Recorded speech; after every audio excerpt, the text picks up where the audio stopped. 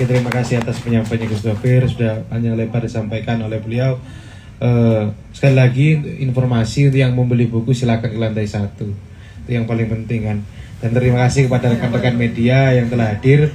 Kemudian kita akan buka sesi pertanyaan. Untuk sesi pertama 2 penanya. Kita akan bagi 2 sesi. Ini sesi pertama 2 penanya dan sesi kedua 2 penanya. Silakan yang ingin bertanya untuk angkat tangan ya. Silakan nanti disebutkan nama atau asal kampus atau komunitas dari mana.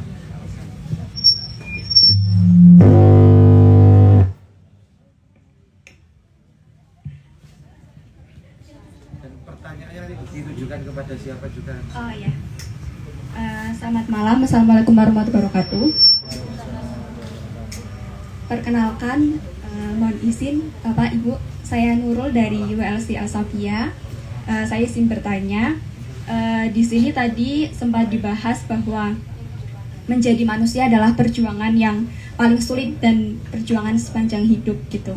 Nah, lalu bagaimana dengan overthinking yang dialami oleh generasi Z sekarang? Bahwa misalnya saja waktu kita kecil punya cita-cita sebagai dokter, kemudian astronot dan lain-lain, tetapi ketika sudah dewasa cita-cita tersebut berpindah gitu ya karena realitas yang menampar kita gitu. Lalu yang kedua adalah hingga overthinking tersebut menyebabkan kita menjadi self diagnosis gitu bahwa kita stres kemudian dan depresi gitu. Kemudian di buku Berani Tidak Disukai atau Courage to be Disliked, di sana dijelaskan bahwa filsuf Adler itu bilang bahwa nggak apa-apa kita nggak jadi apa-apa selama kita ada itu sudah menjadi berkat tersendiri gitu. Lalu bagaimana Bapak dalam hal ini apakah menjelaskan hal tersebut gitu dalam buku ini gitu. Terima kasih. Wassalamualaikum warahmatullahi wabarakatuh.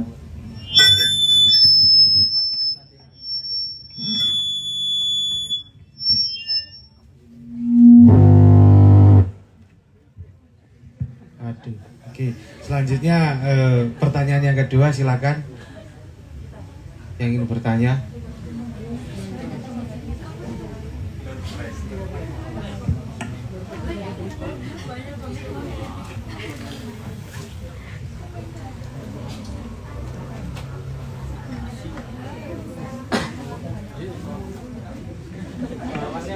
Cek.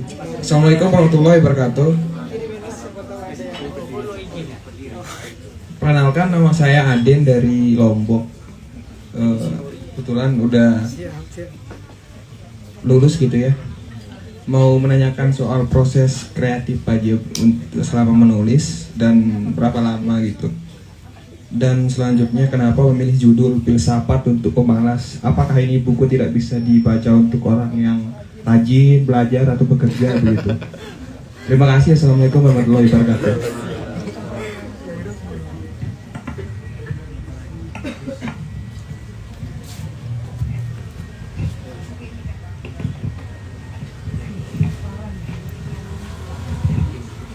Terima kasih. Pertanyaannya yang pertama dari Pak Nurul bahwa generasi Z ini kebanyakan memiliki penyakit overthinking. Setiap malam sebelum tidur selalu memikirkan hal-hal yang tidak seharusnya dipikirkan, sehingga membuat jelimet sendirilah, termasuk kita semua sih sepertinya begitu.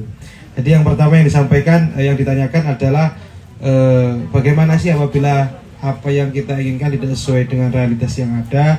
Terus kemudian bagaimana menjelaskan bagaimana menjelaskan terkait dengan mengatasi pemikiran yang overthinking tadi itu. Terus kemudian yang kedua, proses kreativitas untuk menulis buku ini seperti apa, dan kemudian kenapa judulnya harus filsafat untuk pemalas, apakah tidak baik untuk orang-orang yang rajin, begitu Gus? Baik, untuk penanya pertama yang Anda maksud ada di halaman 105, judulnya Sulit Menyukai Diri Sendiri. Juga ada di ini berurutan ya, 1, 2 begal kelamin ya, donasi dan begal kelamin. Ini banyak kritik untuk pesantren juga sebenarnya di sini. Juga ada di ngaji keadilan kepada Pelato dan Ayam di halaman 44. Untuk pertama, untuk penanya tadi Mbak Nurul ya. Jadi begini, manusia sebenarnya tidak usahlah kita dalam kosmologi tasawuf, manusia itu dianugerahi 2 nikmat oleh Tuhan. Dia ada dan dipelihara. Jadi 2 nikmat, nikmat ijad dan imdad. Dia ada dan dipelihara. Bukti bahwa kita dipelihara, di Islam itu ada istilah amal soleh. Amal ini kan empowerment, pendaya gunaan. Saleh pantas maknanya, jadi soleh itu pantas. Kalau punya otak, pantasnya gimana ya? Ya mikir. Kalau punya ilmu, pantasnya bagaimana? Ya ngajar, sekurang-kurangnya merubah dirinya, ya orang-orang terdekatnya. Nah, terlalu banyak mikir. Di sini juga disebutkan, Mbak, di halaman 105 tadi. Kesalahan manusia sebenarnya berpikir tanpa bertindak, dan atau bertindak tanpa berpikir. Biasanya terlalu banyak yang dipikirin ya. Ya, saya kira memberi ruang untuk bisakah kita melihat masalah ini sebagai masalah itu sendiri. Jadi kalau cara pandang ini bisa, maka ringan. So, kalau kita ingin merubah sesuatu, mula-mula kita harus terima. Misalnya, saya ingin merubah kebodohan dalam diri saya. Mula-mula saya harus sadar bahwa saya bodoh. Baru untuk kemudian saya belajar. Hanya dengan itu saya kira manusia itu bersedia ya membuka diri untuk diperbaiki dan memaafkan. Dan maaf itu memang kata yang sulit ya, itu hadiah untuk diri kita sendiri, bukan untuk orang lain ya. Menyalah-nyalahkan mungkin membuat Anda puas, tapi tidak akan pernah merubah satu kenyataan bahwa Anda tidak bahagia. Jadi oleh karena itu Gen Z atau Gen Z atau ya kaum rebahan di sini, buku ini memang untuk kaum rebahan. Sebenarnya covernya enggak gini. Ini bukan apa patungnya Anthony Rodin ya di Paris ya, di Paris, bukan ini sebenarnya. Tapi sebenarnya itu cerita yang saya sampaikan kepada ilustrator itu, Gen Z tiduran, pegang HP pintar ya kan, dan banyak minuman-minuman, makanan, dan filsuf itu duduk semua dengan tekun mempelajari semuanya. Tapi karena katanya yang lebih artistik begini ya sudah. Oke, cuma ada orang nanya, Pak, kok enggak pakai celana gitu. Ya sudah. Nah, ada kan yang begitu kan ya, enggak pakai celana wes. Suangnya lah merasa gitu. Baik, yang kedua tadi untuk penanya pertama, kenapa harus overthinking? Saya kira begini, energi terbesar kaum rebahan saat ini adalah kepo. Knowing every particular object atau kelakuan polisi katanya. Ya enggak apa-apa, sama-sama benar gitu ya. Tapi kita ingin tahu, sebab Gen Z ini merasa tahu banyak tentang banyak hal, padahal mereka sangat tahu sangat sedikit tentang sedikit hal. Mereka merasa telah sampai padahal baru mulai, itu Gen Z itu. Dan karena terhubung dengan gawai, seperti di tangannya ada Jupo Manik Astagina ya, dia seolah-olah tahu tentang galaksi, tentang jagat raya, padahal mereka tidak tahu apa-apa. Dan di sini kita diingatkan oleh leluhur kita, namanya Nabiullah Sukrat. Ini seorang nabi ya, Sokrates alaihissalam. Berarti santrinya nabi ini sahabat. Platon itu sahabat. Santrinya sahabat namanya tabiin, Aristoteles. Nah itu tabiin, sehebat-hebatnya tabiin tidak akan ngalahin sahabat. Itu aja. Sehebat-hebatnya sahabat tidak akan ngalahkan nabi. Dan nabi itu Sokrates. Beliau pilih perempuan yang 40 tahun lebih muda darinya, mencari perempuan paling cerewet di Athena namanya Santipe. Jadi setiap beliau ngajar disiram air cucian oleh istrinya ini. Kemudian setelah itu dimarahi pertama kan, dimarahi, dicaci maki, ngajar terus, begitu tok lah pokoknya, dibulis sedemikian rupa, terus disiram air cucian. Kata Sokrates, biasa, habis petir turun hujan kata. Nah itu dia. Dan ini cara bahagia para sufi sebenarnya, para mistikus. Seorang mistikus namanya Nasruddin Hoja, dia kan bukunya dibakar, disobek-sobek. Mohon maaf ini lagi-lagi oleh istrinya. Beliau naik bikin ruangan di atas lantai 2. Suatu ketika beliau jatuh dari lantai 2. Gedebuk itu. Gedebuk itu get a book ya. Anda akan dapat buku. Semoga itu ya door prize-nya ya. Oke, get a book ya. Gedebuk itu jatuh itu. Kemudian saking beliau ini takut dimarahi istrinya, dia bilang begini, suara apa jatuh itu? Kok suara apa keras gitu? Baju saya jatuh katanya. Tapi kok suaranya keras gitu? Iya, saya di dalam baju katanya. Nah, itu dia. Ini cara-cara orang bahagia yang sangat receh lah ya, sangat keseharian. Tapi makanya mikir itu yang ringan-ringan, yang santai-santai. Ya tadi itu loh ya lelaki atau ilmuwan ingin merubah dunia atau mereka nanti berubah gara-gara wanita. Nah, kenapa judulnya Filsafat untuk Pemalas? Ini sebenarnya memang diperuntukkan bagi pemalas. Jadi filsafat ini kan sombong. Sejauh ini loh menurut saya loh, mohon maaf ya kalau para akademisi mungkin beda. Saya enggak akademisi, saya akademistik, saya dukun. Dan saya tinggal di selatan, di Malang Selatan. Masyarakat yang saya hadapi sehari-hari ya sakit, yang ngeluh apa, di rumahnya ada jin, ada tuyul, itu gitu-gitu lah itu. Itu yang saya hadapi, makanya saya berhadapan langsung dengan kehidupan. Saya enggak hanya menjadi apa ya, armchair theory. Oke, sorry ya, kalau saya dari kecil makan keju, jadi bahasa Inggris saya baik juga, bahasa yang lain juga. Jadi saya tidak hanya menjadi intelektual yang hanya duduk di balik kursi, di tumpukan-tumpukan buku, tidak. Saya hadir di kehidupan langsung. Menyaksikan mereka, menghirup nafas mereka, apa sih yang mereka inginkan ini apa. Makanya menurut saya, salah satu kemunduran Islam, mohon maaf ya, kemunduran peradaban Islam, karena penceramahnya sibuk surga neraka. Kalau umatnya ini miskin, dikasih ayat. Sementara penceramahnya hidup bermewah-mewahan, iya kan? Nah, saya berhenti jadi penceramah, saya enggak, kecuali di luar negeri loh ya, kalau undangan kayak ke Amerika ya saya terima terpaksa ya. Tapi kalau sini enggak lah, males gitu. Jadi itu dia. Jadi sebenarnya kebodohan diproduksi oleh tempurung-tempurung jahat bernama akademisi, bernama politisi ya, dan ya birokrat ya, itu semua. Nah oleh karena itu kita kan males mikir begitu, saudara yang dari Lombok ya males, yang ringan-ringan sajalah. Apakah ini tidak cocok untuk yang tidak malas? Kalau untuk yang malas saja cocok, apalagi untuk yang tidak malas ya kan. Di sini tidak kita tulis catatan kaki ya, pokoknya kita hindari itu. Ini saking diperuntukkan untuk para pemalas. Ini ya ada philo easy, ada quote ya, ada kesimpulan di belakangnya. Jadi kalau yang paling malas saja sudah baca quote-nya saja lah. Kalau Anda masih malas lagi, udah baca judulnya saja. Udah tempel di rumah itu, dijamin barokah lah itu. Itu kan promosinya para kiai, oknum ustaz ya, oknum habib kan gitu-gitu biasanya. Nah, surga. Padahal mohon maaf Bu dosen ya, surga neraka kalau di Quran itu ayat terakhir. Itu yang paling sedikit, paling banyak ilmu. Ilmu ini 854 ayat. Di bawah itu sosiologi, antropologi, social system, kemudian filsafat, peradaban, itu nomor 2. Baru nomor 3 nanti muamalat, pergaulan. Baru nanti yang keempat ibadah. Terakhir surga neraka. Berarti kalau ceramah surga neraka toh mereka nggak paham ilmu. Jelas filsafat apalagi. Dan itulah mengapa umat Islam itu mundur sejauh ini. Sampaikan itu. Ini potong saja video ini dan sebarkan. Gara-gara itu peradaban Islam mundur ya. Mohon maaf ya mohon maaf yang penampilannya santri yang ustaz-ustaz. Nah bukan Anda, maksud saya para penceramah itu lihat. Tengok saja. Ya pelajari saja mereka mana sih yang sungguh-sungguh misalnya mencerdaskan. Nggak ada, mereka membodohi. Jadi mereka kegiatannya olahraganya gini kok Mas Jeffrey, supaya nanti cium tangan, saling molak-wali.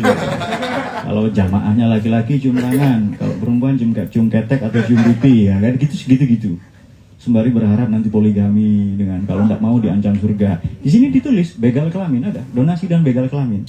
Termasuk Gus yang di Jombang itu, Mas Beci ya, Beci ketitik olo ketoro, itu pakai bahasa itu.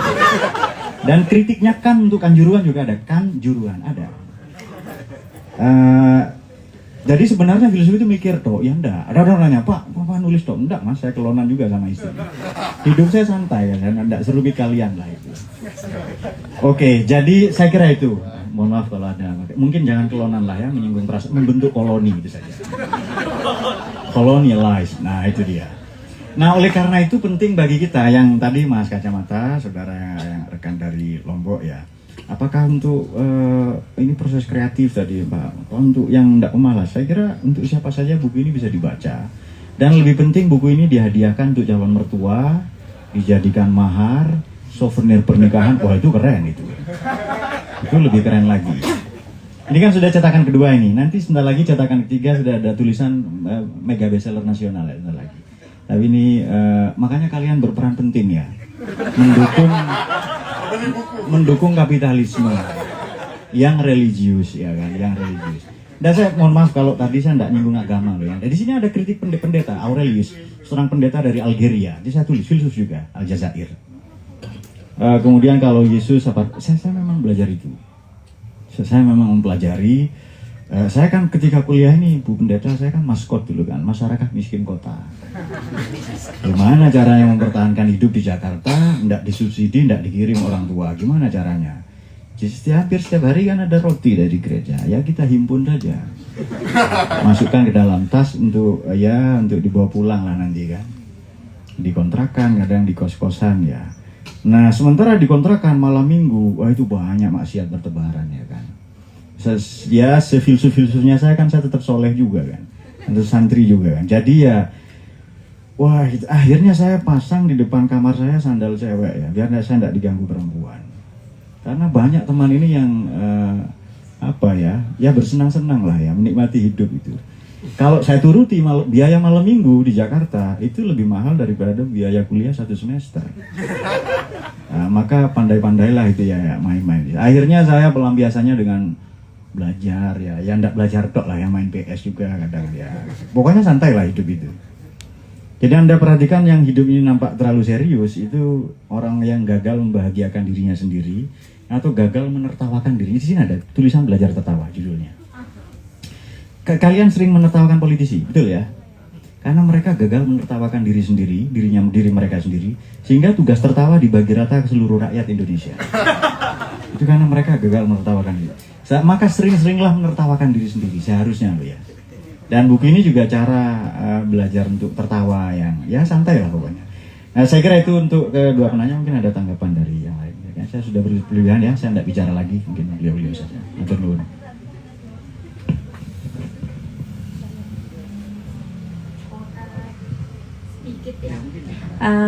Sedikit menambahkan kalau tadi terkait dengan bagaimana kita bisa tidak lagi overthinking, menurut saya itu malah diceritakan yang jadi salah satu pengetuk juga kenapa buku ini menarik sekali adalah bagaimana kita memaafkan tadi. Kata maaf itu sebenarnya sebuah cara bagaimana kita bisa berdamai dengan lingkungan. Bahkan di sini tadi ada juga disebut bagaimana kita menghadapi haters gitu ya, dengan cara yang memaafkan saja. Bisa jadi mereka tidak paham dengan apa yang menjadi otentiknya kita gitu, sehingga mereka seperti itu. Nah kalau kita sibuk memikirkan bagaimana persepsi orang lain, ya akhirnya kita malah jadi menyalahkan diri sendiri, kemudian membiarkan anjing di dalam diri kita menyalak tadi gitu. Dan menurut saya di halaman 55 itu ada menjelaskan tentang bagaimana kita memaafkan, kemudian dari situ kita anggap saja menurut saya pikiran-pikiran yang yang berjalan di kepala kita atau yang menjadi riuh di dalam kepala kita itu ya dibiarkan saja sebagaimana dia seharusnya memang meriuhkan kepala kita gitu. Nah, ada sebuah buku yang di sini juga disebutkan, tetapi tidak disebutkan secara filosofisnya gitu ya. Ada sebuah buku yang judulnya Atarasia kalau nggak salah. Itu salah satu pemikiran stoik juga yang intinya ya seperti itu, memaafkan, kemudian ya membiarkan, let it be gitu, membiarkan apa yang terjadi sedemikian itu terjadi gitu. Nah kalau kita terlalu banyak memikirkan, kita akan kehilangan otentisitasnya gitu. Di dalam buku ini mungkin saya agak, nah ini menarik ya, menurut saya tuh bukan agak susah banget gitu, sangat sulit untuk menjelaskan bahasa-bahasa filsafat dengan bahasa-bahasa yang seringan di dalam buku ini. Seperti tadi misalnya otentisitas gitu, itu kan bahasa yang menurut filsafat tuh biasa aja gitu, sering digunakan. Tetapi apa sih sebenarnya otentisitas itu? Di dalam buku ini dijelaskan dengan sangat ringan, kemudian tadi disebutkan di beberapa part, di beberapa bagian gitu. Nah, itu saja saya kira yang mau saya tambahkan. Selanjutnya yang sesi kedua, pertanyaan sesi kedua silakan. Oke, Mas.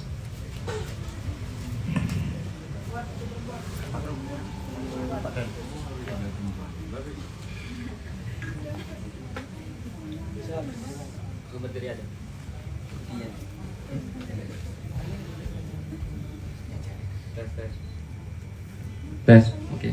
Terima kasih atas kesempatannya. Assalamualaikum warahmatullahi wabarakatuh.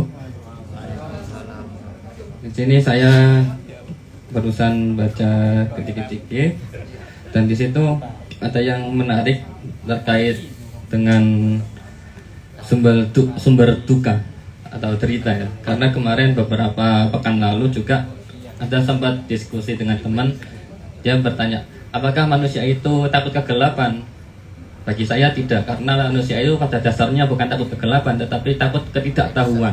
Takut akan, andai kata di ruangan itu gelap, bayangkan aja orang buta. Orang buta itu, nyuwun sewu, orang tunanetra ya, tunanetra, yaitu udah hafal denah lokasi tertentu, tetapi pandangannya itu gelap. Tetapi dia ketipan aja di ruangan itu, karena sudah tahu, bukan hati gelap, tapi ditahu. Nah, kemudian ini sumber segala duka adalah ketidaktahuan dalam skala bentuk. Nah, di sini ketidaktahuan itu saya kontekstualisasikan pada zaman sekarang dengan apakah kemunculan atau menyeruaknya berbagai macam self-serve seperti self-reward, self-love, self-diagnosis, dan sebagainya, self-serve yang lain merupakan bentuk arogansi pengetahuan kita karena masih belum tahu jalur kebahagiaan atau jalur yang benar, yang bijak seperti itu.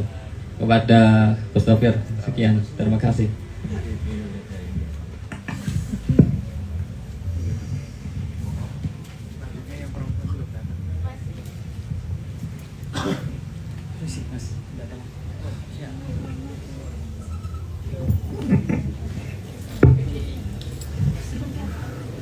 Baik, terima kasih. Pertanyaan saya ini sebenarnya yang saya ada gelisah dari dulu sejak saya belajar filsafat, masih baru-baru kemarin sih Gus. Jadi ini nanti bisa dijawab kalau bisa ya dengan semua narasumber.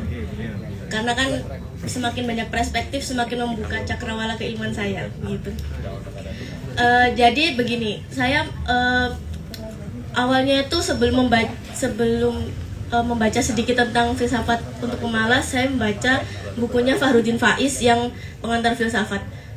Dan di situ itu saya memahami sedikit yang di bab petak sawah kalau nggak salah. Jadi filsafat ini itu adalah ibu dari semua keilmuan. Dan kemudian saya sedikit membaca juga tentang pemikirannya Karl Marx. Tapi itu bukan bukunya Karl Marx asli, cuman kayak pemikirannya, tulisan pemikiran.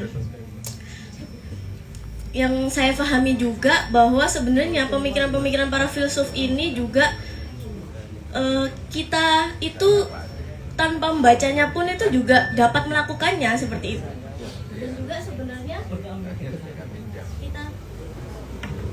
Dan juga sebenarnya kita sendiri itu adalah seorang filsuf gitu Gus ya. Nah, dengan jenengan menulis filsafat untuk pemanas, sebenarnya mengapa filsafat ini itu perlu dipelajari? Sepenting apakah filsafat itu untuk kita pelajari seperti itu Gus? Sampai pemalas pun itu harus belajar gitu Gus. Saya jujur belum membaca sih Gus, masih membaca sedikit-sedikit karena saya memang pemalas asli. Terima kasih.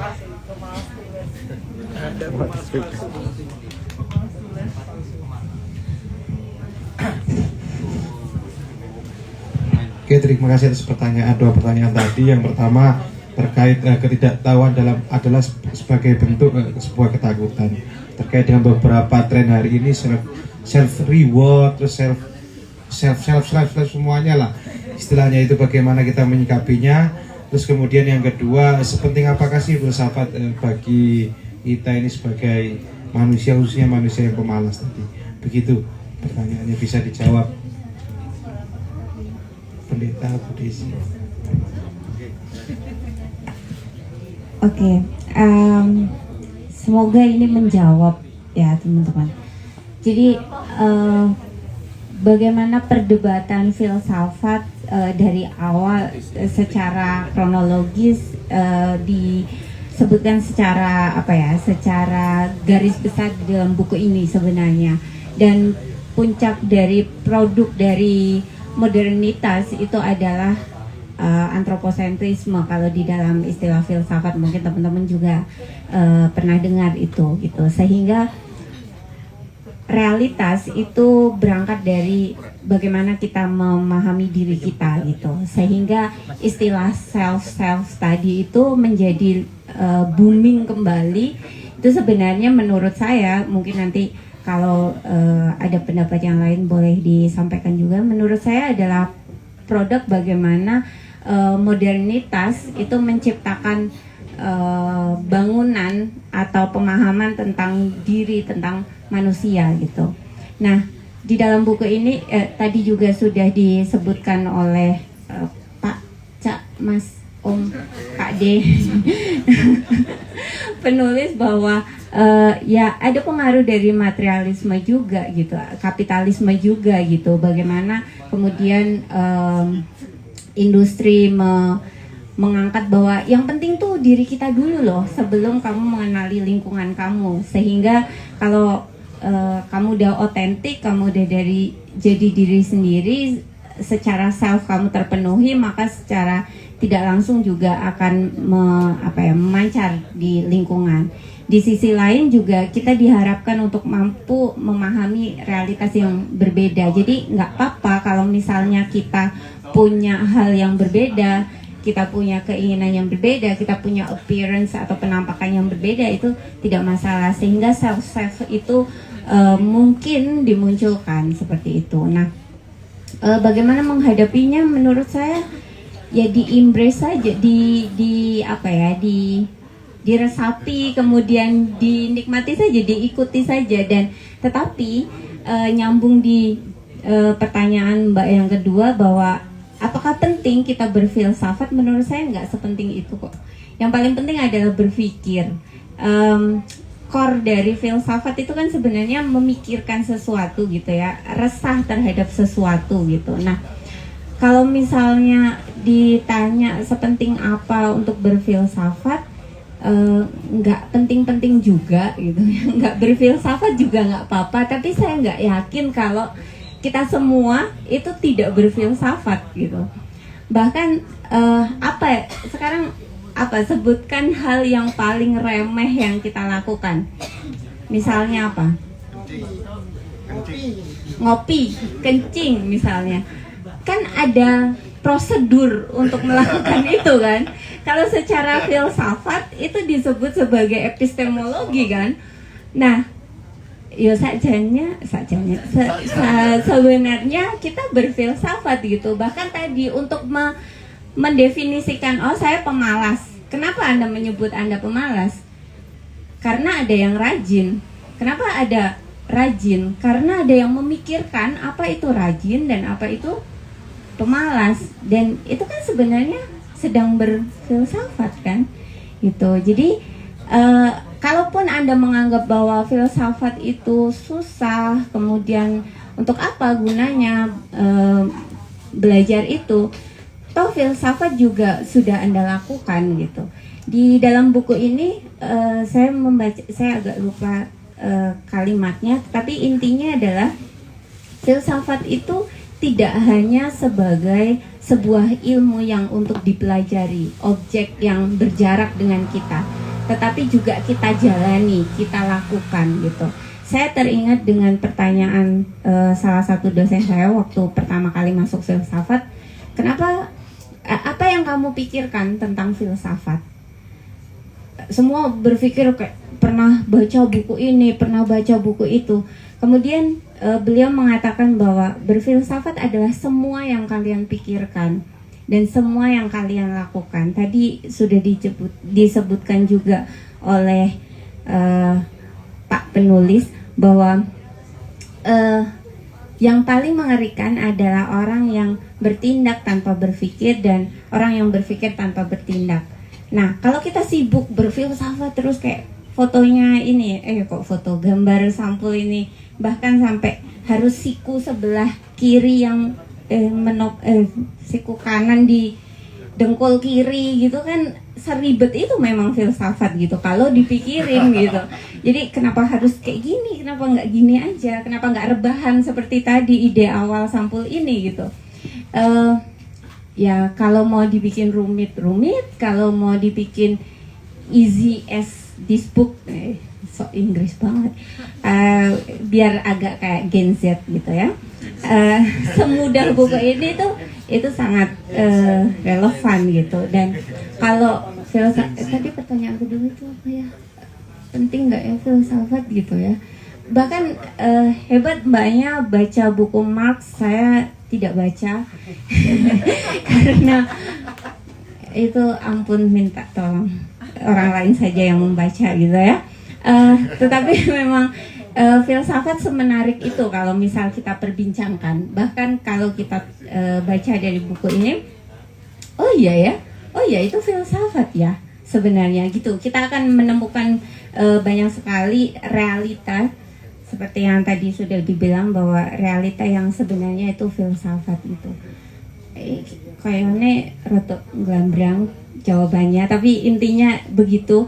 Kalau filsafat dibilang penting atau tidak, ya anggap saja nggak penting. Tapi sebenarnya Anda ketika menganggap filsafat tidak penting, sebenarnya Anda sedang berfilsafat juga gitu. Itu jebakan filsafat sebenarnya.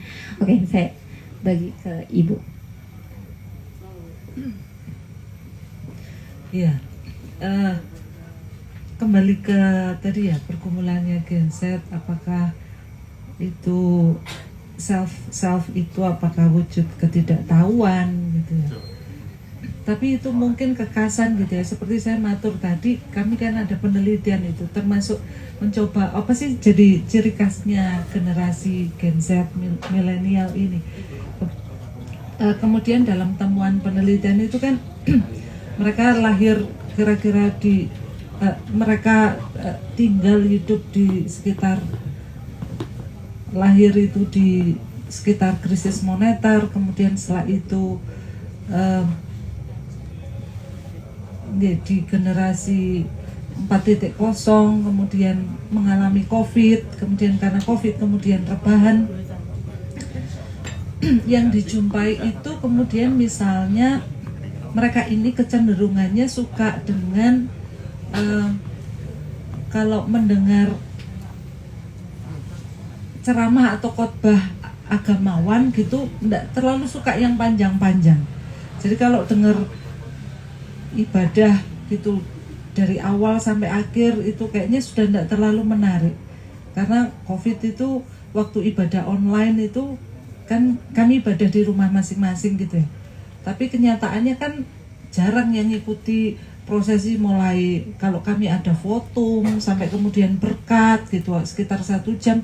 Mereka kemudian tidak akan mengikuti itu semua, kami tahu. Jadi pasti paling diambil khotbahnya, itu pun terus lama-lama khotbahnya diambil intinya apa sih gitu.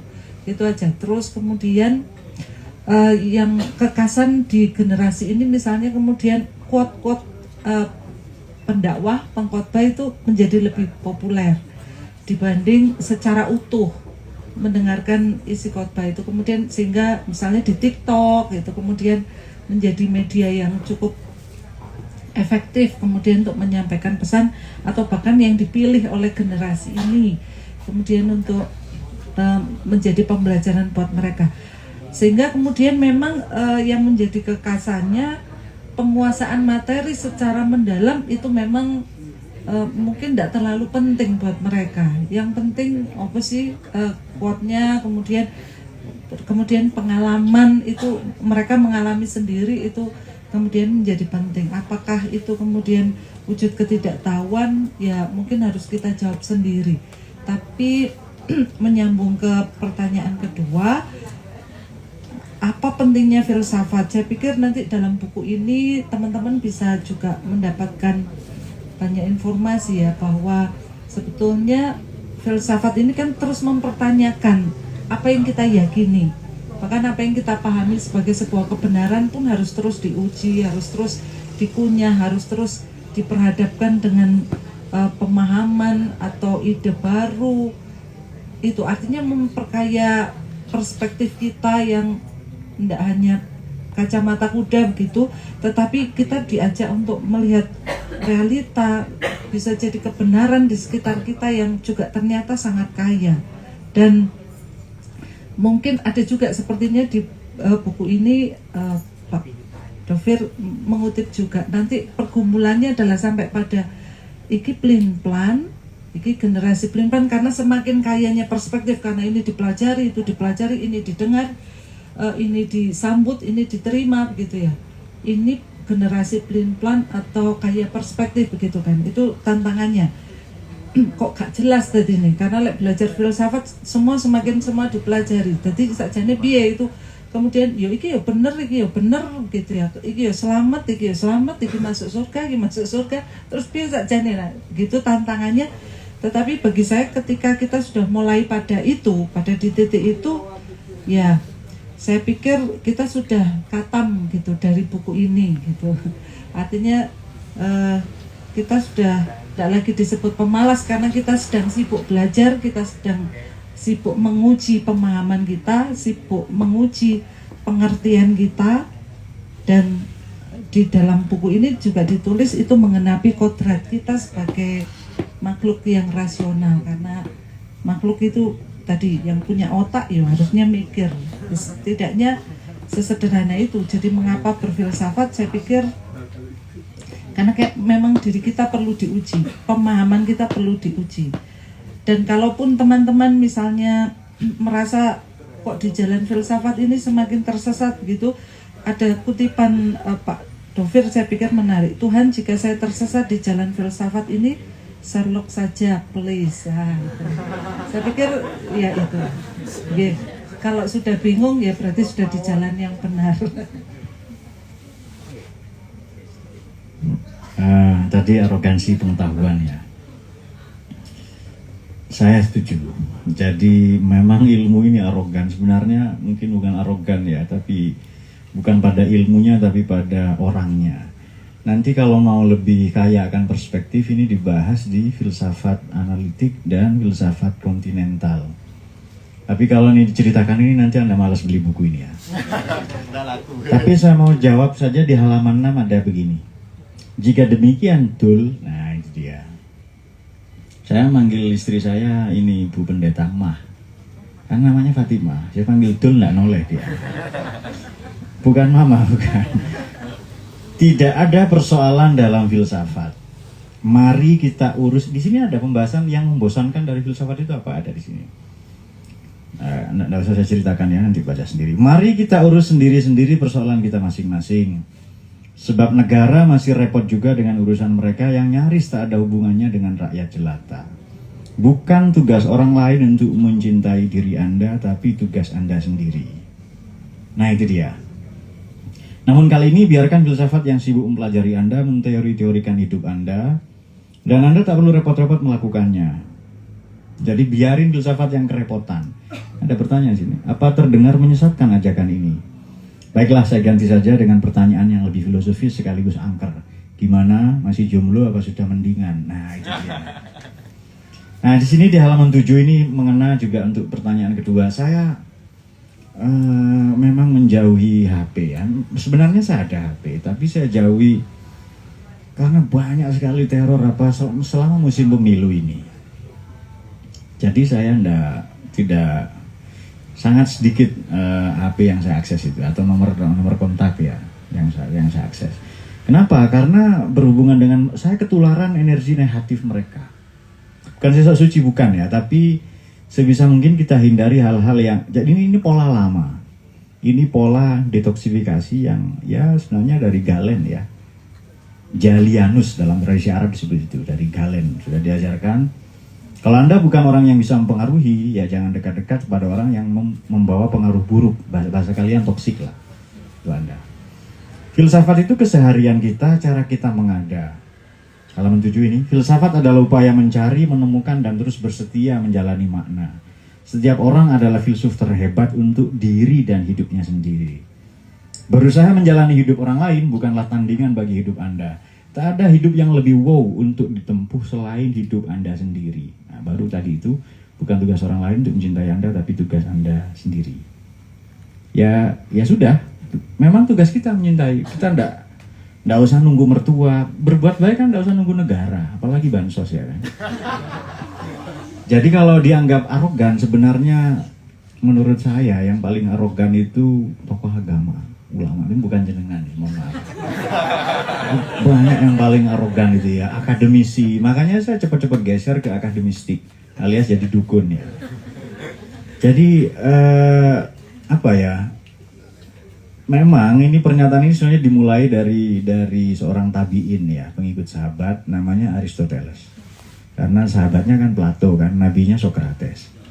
Supaya jelas sanad filsafat Anda kan. Mulai malam ini kan jelas ini, genealogi kan. Jadi kata Aristoteles kan setiap orang menghasrati pengetahuan. Tapi nanti dikritik ini Bu dosen oleh Simone de Beauvoir. Ini yang dimakamkan satu liang lahat dengan Jean-Paul Sartre. Dan saya sayang sekali belum sempat berziarah ke makam beliau ya. Saya ingin, kok bisa ya orang ini bisa jadi teman ngobrol, jadi saling bermusuhan, tapi teman kencannya juga ya. Oh betul, satu liang lahat juga ya, keren mas pokoknya itu. Setiap orang menghasrati pengetahuan. Tidak, kata Simone de Beauvoir, setiap filsuf menghasrati dirinya sendiri. Jadi tidak ada orang yang lebih arogan selain budaya patrilineal atau kebapakan. Ini kan semua serba bapak. Ini mbak-mbak definisi cantik ditentukan siapa? Ditentukan bapak-bapak. Bapak-bapak inilah nanti suara mereka yang ditampung oleh pabrik, oleh perusahaan. Putih, langsing, tinggi itu. Ada kan yang tinggi, tower namanya. Lalu istri itu harus pintar nyuci. Kenapa bukan mesin cuci yang dinikahi kan? Yang pintar masak, rice cooker. Itu definisi bapak-bapak semua yang diadaptasi oleh pabrik. Ya kan? Ya menurut saya cantik itu ya sudahlah Anda jalani, bahagia, tinggallah senyaman mungkin dengan diri Anda, jadi diri Anda sendiri.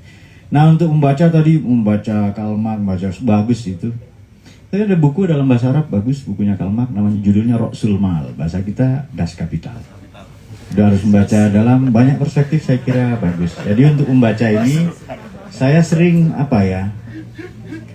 mungkin belakangan ini, mungkin setelah pemilu lah HP saya normal nanti ya. Jadi sementara kalau ada yang menghubungi saya, nomor yang Anda hubungi sedang berhubungan, hubungi lagi kalau saya. Sementara akan terdengar seperti itu. Jadi memang hidup ini harus menyenangkan itu. Cukuplah Socrates, Pak Herli ya, cukup Socrates saja yang sering dimarahi istri. Jadi cowok enggak harus se-Socrates itu. Emang boleh se-Socrates itu katanya. Ya santai saja hidup ini, santai ya, ringan. Ya ketawa ya, dan kita belajar menertawakan diri sendiri. Menurut saya bersikap rendah hati ya, mau belajar. Ilmu terhebat ini karena saya hidup di kampung ini. Mungkin kalau jenengan kan pelayan di gereja ya kan. Saya melayani diri sendiri udah capek. Jadi saya hidup di kampung ya, agak menyendiri, agak menyepi, mungkin menjadi pertapa ya, hermit ya, mungkin menjadi resi-resian. Tapi di sana saya mendapati kenyamanan, ketenangan. Saya menghindari sebanyak mungkin untuk kontak dengan orang-orang. Saya lebih banyak kerjakan tugas saya. Jadi saya bisa ngajar sehari 5 kali di pesantren kami. Dia bisa ya bercengkrama dengan pengetahuan, menikmati pengetahuan. Itu menurut saya sudah surga banget lah itu. Sembari lalu nanti kita ya terlibat dengan kehidupan lah, dengan kehidupan ya, ke kuburan ya, ikut tahlil. Berkat itu dalam bahasa kami bungkusan, ada nasinya. Bukan berkat tapi ya grace. Nah, kita kan grace ya, nyenengan kan grace itu ya, barokahnya lah itu ya. Tapi dalam bahasa kita ya harus ada nasi, ya kadang mentah juga sih, ada beras. Dan itu mempengaruhi sepanjang apa doanya kiai nanti kan.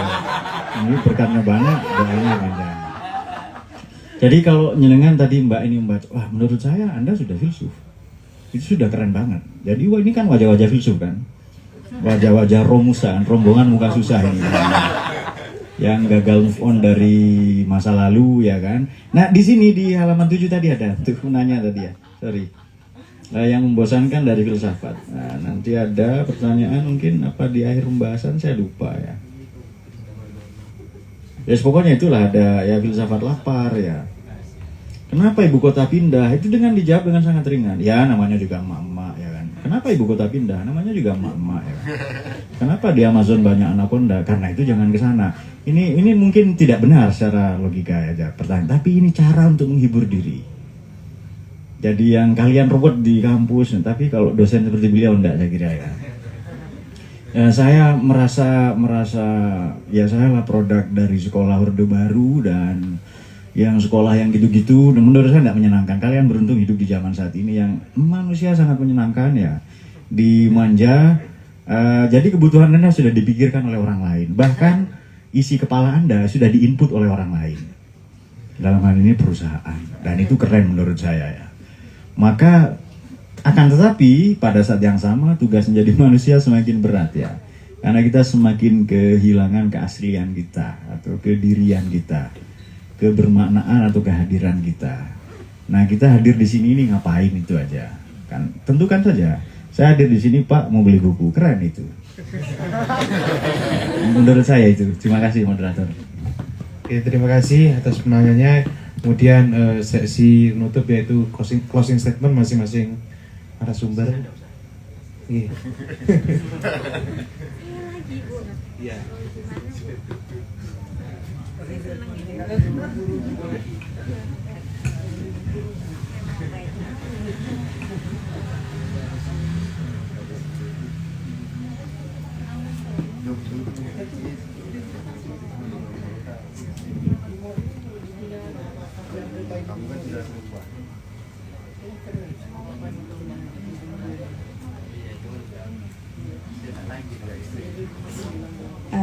Saya coba cari quote yang tadi saya suka.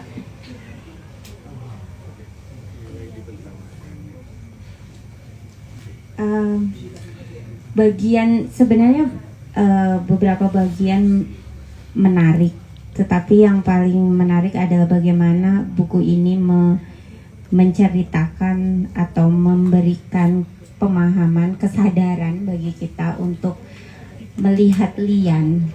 Tadi lian tuh di sini diceritakan bukan hanya perempuan atau kelas yang lain, tetapi juga bagaimana orang yang berpikir secara berbeda begitu. Nah, saya tidak menemukan catatannya, tetapi tadi di halaman 55, sebentar, coba sama apa tidak. Nah ini, mungkin agak ini nih, closing statementnya adalah buku ini menurut saya adalah buku filsafat yang religius, tapi juga otentik jika kita mau terapkan menjadi panduan hidup sehari-hari gitu. Nah, saya suka sama catatan atau quote yang ada di halaman 55. Kasih adalah prinsip spiritual dan cara berpikir jangka panjang, karena kasih adalah bahasa Tuhan, maka orang tunanetra pun bisa melihatnya. Cara paling sederhana mengasihi orang lain adalah dengan mengasihi diri sendiri.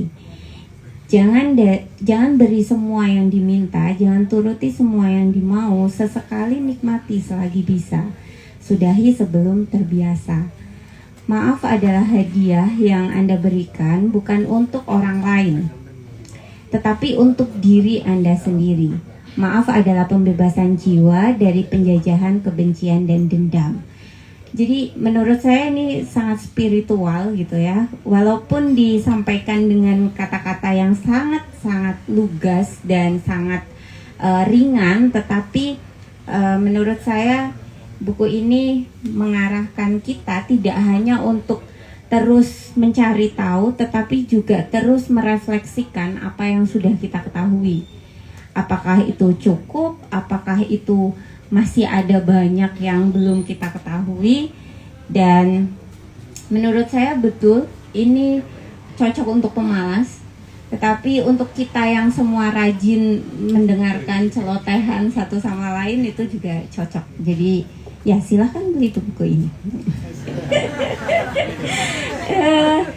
Satu lagi menurut saya yang menarik ini, filsafat tidak bisa menjadi solusi dan obat mujarab bagi semua persoalan yang tak habis-habis. Ia memiliki keterbatasan dan kelemahan.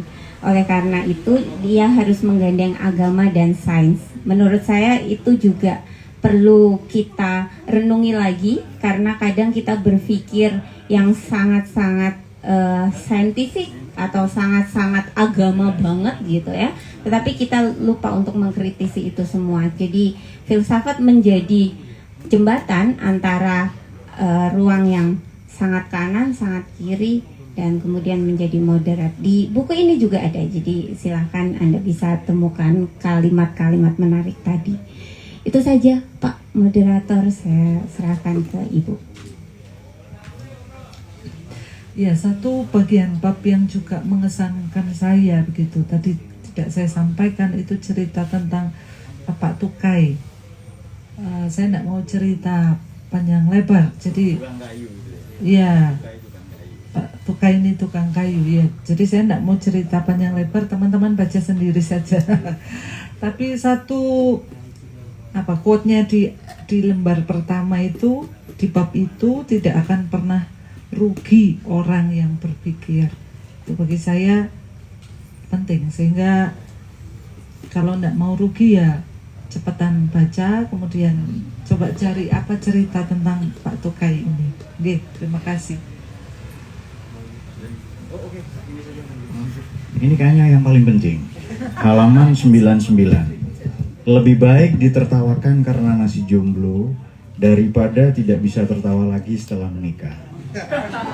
Kok enggak ada yang tepuk tangan ini ya? Oke, ternyata ini ada, terima kasih atas closing statementnya. Ini ada request dari yang belakang, ada satu kuis. Jadi nanti satu kuis dikasih hadiah.